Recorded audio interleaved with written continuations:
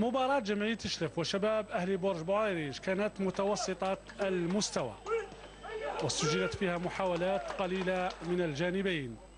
فريق شباب أهلي برج بوعريج لعب بخطة ذكية، اعتمد على الكرات المرتدة السريعة ولو أنها كانت قليلة، وزملاء مسعود اعتمدوا على المحاولات والتسديدات من بعيد. اللاعب مصراتي الدقيقة 25 يستفيد من ركلة جزاء يتسبب فيها الحارس غانم الذي يتلقى بطاقة صفراء.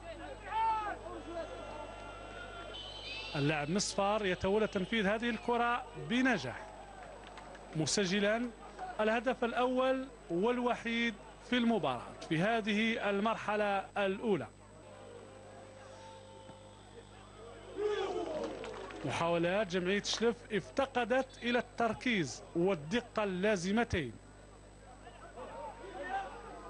وبنفس الطريقة تواصلت هذه المحاولات خلال المرحلة الثانية ولو أن عددها تضاعف. وهذه أيضا تسديدة من بعيد لكن الكرة جانبية أمام حيرة ودهشة بالحوت الذي كاد يتلقى فريقه هدفا ثانيا.